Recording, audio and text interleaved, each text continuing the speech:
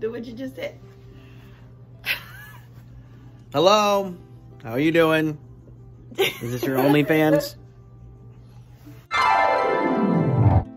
Hello guys, and welcome to my channel. On today's video, I'm going to be talking about my personal opinion on vaccines and everything that's going on with the COVID. The year is ending, and I am also starting a series on organization. So I'm gonna start uploading videos every Wednesday, and I just wanted to first close this chapter of the whole COVID situation. I want to start this New Year's. I know COVID's not gonna go away, of course, right away, but I do want to, like, you know, set my piece or share my piece on this topic and what I think about what's going to be coming up in the next few months because of COVID. And then next year, God willing, clean canvas. I cannot wait until this year ends for real. Like, it's been such a crazy year in every single possible way you can imagine, and I'm pretty sure everybody, you can relate, and everybody can relate. So let's just jump right in. I'm just again going to be talking about my opinion on vaccines. I've talked to two people that work for two different companies of vaccines that are going to be coming up in the next few months. So let's just jump right in and get started. Okay guys, so a few things. I've always been very accepted about, like, what I put in on my body, like what do I allow from, like, viruses to get in my body and try to create immunity and all of that. But I've been vaccinated. I was vaccinated when I was a little kid. I do believe in vaccines. I do believe that there's enough research, but there is a big part of me that always felt like maybe, like, why they recently created so many vaccines and so many things. So recently I got it, like I said before, I talked to a researcher, and she told me that actually is working to develop this vaccine of COVID for this particular brand that is coming up in the next few months. And the information that I got was very interesting, so I thought of sharing it with y'all and you know, setting my piece with it. I know what I am going to do, and probably I'm going to share that at the end of the video. But what I was going to say is, she I asked her a million questions. She said that it's been a very fast-paced process.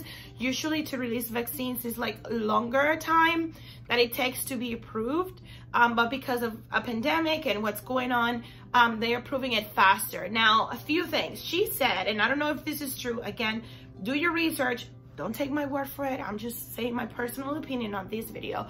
And she said that it's a 5% protect on the vaccine. It just blew my mind. I was a 5%. She's like, yeah.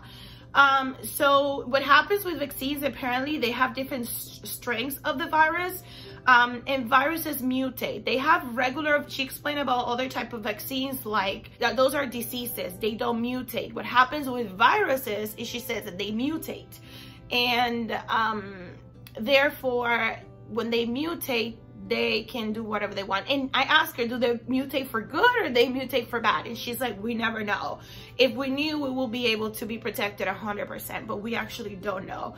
So this vaccine that's coming up, as well as all of these influenza vaccines and H1N1 and all these viruses vaccine that for the last decade, they've been released, like a million of them. I don't know if you guys have noticed, but like recently, like in the past 10 years, I'd say, they've been like releasing, like, the flu vaccine every year is different. So that didn't happen when I was growing up. Like, when I was growing up, I would get, like, I don't know, 8 to 10 shots for different diseases and stuff like that to be protected, and that was it.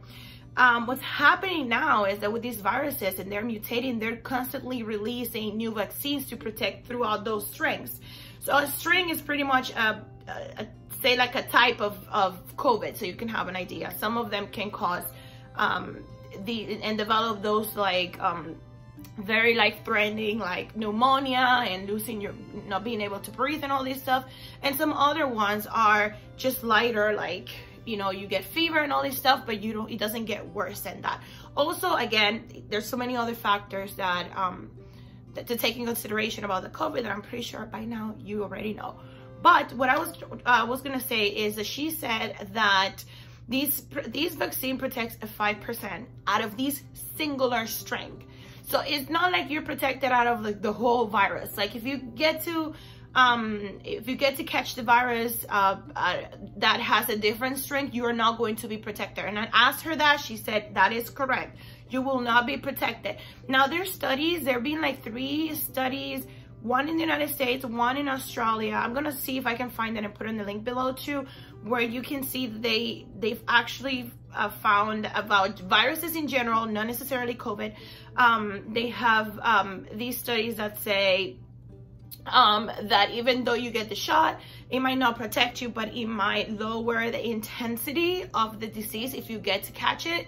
So I thought that was very interesting, and as well of, you know, the fact that, you know, you will be some sort of protected. Now, there's a lot of controversy out there because when you put in something in your body, number one, that's permanent. Number two, you don't know for sure. Even doctors say it's gonna protect you 5%, so they don't know exactly for sure if it's going to protect you, but it's, hey, something's better than nothing, right?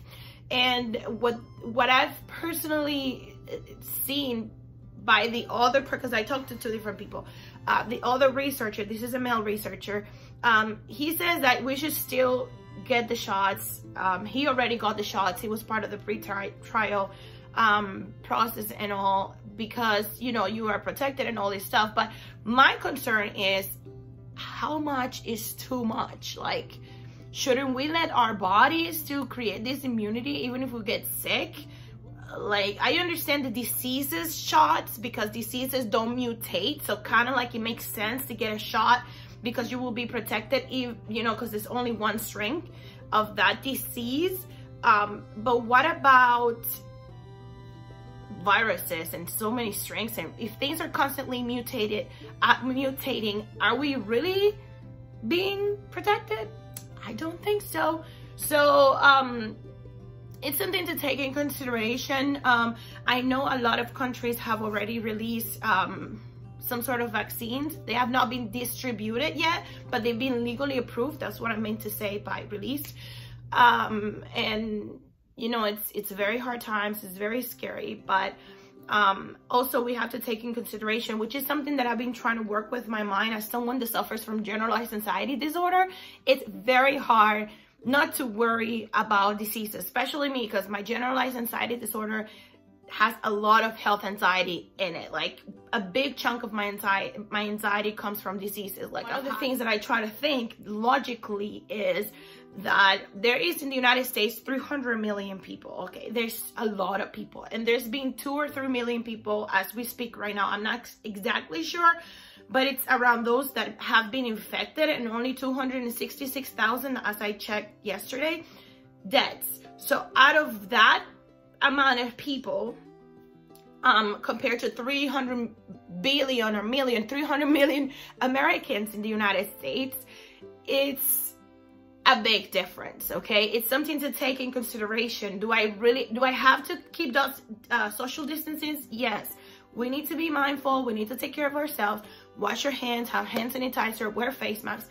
But at the end of the day, if it's gonna happen, it's gonna happen. And the data shows, actually statistically, it doesn't seem to be as bad as other viruses. Like when I researched the 1918 virus in Spain, that thing killed 50 million people. Okay, that thing killed a lot of people in on this planet, especially Spaniards, like people living in Spain, in a period of 2 years. So we're already gonna be in February or January, 1 year.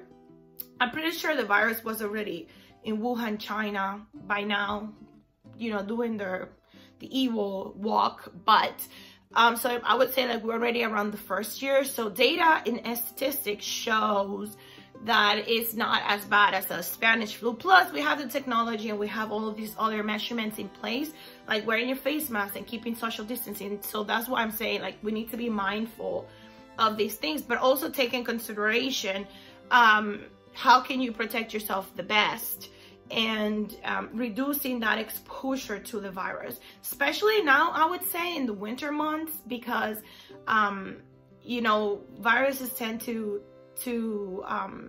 be increased statistically into the winter months. So that's something to take in consideration. And And finally, I wanted to say my personal opinion. Again, this is just my personal opinion, and I'm not trying to shame anybody that does otherwise. You have to do what is best for you, and that's always needs to be respected, in my opinion.